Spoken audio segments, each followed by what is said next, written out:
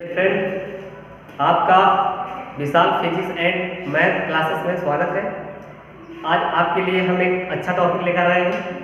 इस टॉपिक का नाम है कूलाम का नियम। कूलाम का नियम आपके कक्षा 10, कक्षा 11, कक्षा 12 सब में उपलब्ध मिलेगा, जो काफ़ी इम्पोर्टेंट है बोर्ड की दृष्टि से भी। तो आइए जानते हैं कूलाम का नियम होता क्या है। ध्यान दीजिए प्यारे दोस्त। फ्रेंड, आज आपका एक टॉपिक है फिजिक्स से, जो कक्षा 10, कक्षा 11, कक्षा 12 के लिए काफ़ी इम्पोर्टेंट है। कूलाम का नियम, टॉपिक का नाम है कूलाम का नियम। आइए इस टॉपिक के बारे में कुछ आपको बताते हैं। कूलाम का नियम क्या होता है? दो आवेशों के मध्य लगने वाले आकर्षण अथवा प्रतिकर्षण बल उन बलों के गुणनफल के अंतर्मानुपाती तथा उनके बीच की दूरी के वर्ग के व्युत्क्रमानुपाती होती है। तो इसमें कुछ पॉइंट ऐसे आ रहे हैं, जैसे एक होता है आकर्षण बल और दूसरा होता है प्रतिकर्षण बल। उसके बाद कह रहा है अनुक्रमानुपाती। अगला पॉइंट आपका है व्युत्क्रमानुपाती। तो आकर्षण बल होता है जब किसी पिंड को अपनी तरफ आकर्षित कर रहा है, आकर्षण बल कर रहा है। और प्रतिकर्षण मतलब इसका अपोजिट होता है। तो मानते चलिए आकर्षण मतलब आकर्षित करना, प्रतिकर्षण मतलब दूर करना या दूर जाना। जैसे मान लीजिए मैग्नेट होता है, मैग्नेट के दो पार्ट होते हैं। अगर समान आवेश है तो एक दूसरे को प्रतिकर्षित करेंगे, और विपरीत आवेश मतलब एक प्लस एक माइनस है तो एक दूसरे को क्या करेंगे, आकर्षित करते हैं। तो आइए जानते हैं क्या है। जैसे तो इसके रिगार्डिंग जानते हैं, ध्यान दीजिएगा। कह रहा दो आवेशों के मध्य लगने वाला आकर्षण अथवा प्रतिकर्षण बल का बात हो रहा है। तो फिगर के रिगार्डिंग देखेंगे, मान लीजिए दो आवेश आपका है Q1 और Q2 तथा उनके बीच की दूरी r यानी स्मॉल r।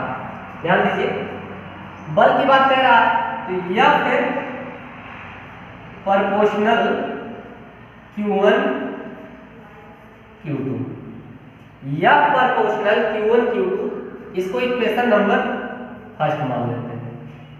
यानी कह रहा है दो आवेशों के मध्य लगने वाला आकर्षण अथवा प्रतिकर्षण बल उन बलों के गुणनफल के अनुक्रमानुपाती होगा। तो दो बल यहाँ पे लग रहा है, आकर्षण और प्रतिकर्षण यानी Q1 और Q2, इन दोनों का गुणनफल यह के अनुक्रमानुपाती या यह प्रोपोर्शनल Q1 Q2, समीकरण नंबर 1।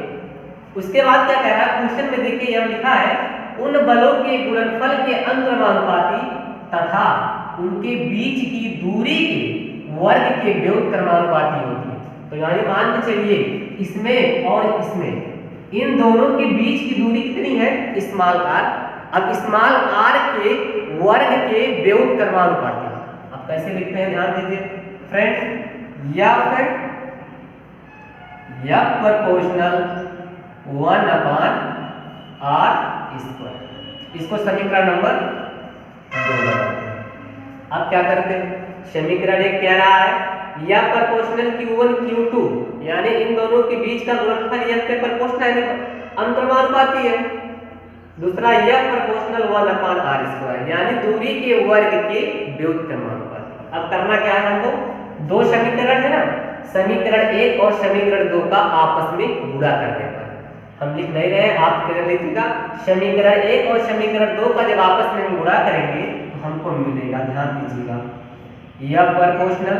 अब इन दोनों का जब गुणा करेंगे Q1 Q2 बटे r²।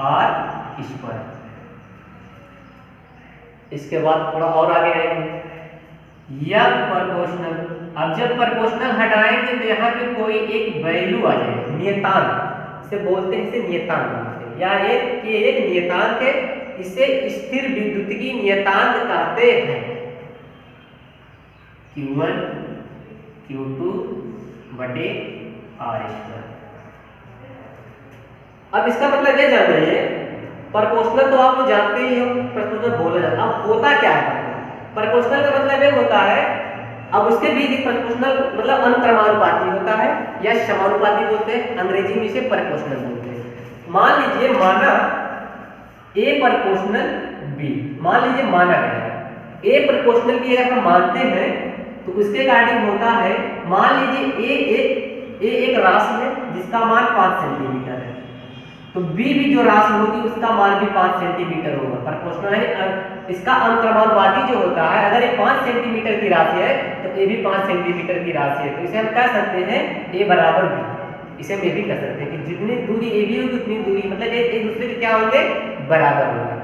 ये तो इसका हो गया। दूसरा क्या आता है, व्युत्क्रमानुपाती होता है। व्युत्क्रमानुपाती मतलब होता है, मान लीजिए ए व्युत्क्रमानुपाती 1/b, तो अगर ए राशि 5 सेंटीमीटर का है एक राशि और दूसरी राशि 5 सेंटीमीटर का नहीं, तो इसका अपोजिट होगा। अगर ये 5 सेंटीमीटर का है तो ये 7 सेंटीमीटर का है फ्रेंड्स। तो इसका मतलब यही होता है कि अगर अनुक्रमानुपाती, समानुपाती या प्रोपोर्शनल कहेगा तो एक राशि दूसरे राशि के बराबर होगा। यदि व्युत्क्रमानुपाती कहेगा तो एक राशि दूसरी राशि के बराबर नहीं होगा। उसमें यही कहा है।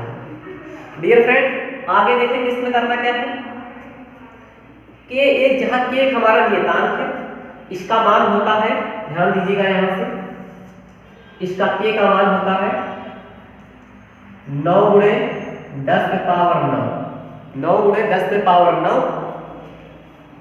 न्यूटन मीटर स्क्वायर प्रति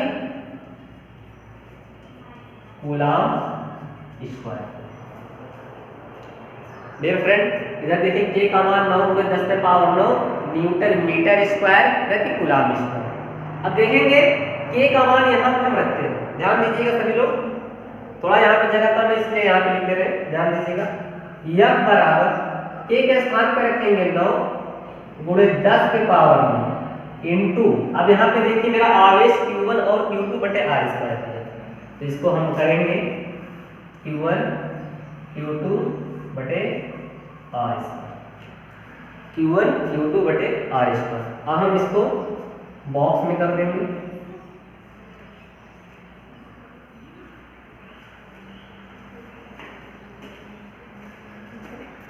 डियर फ्रेंड,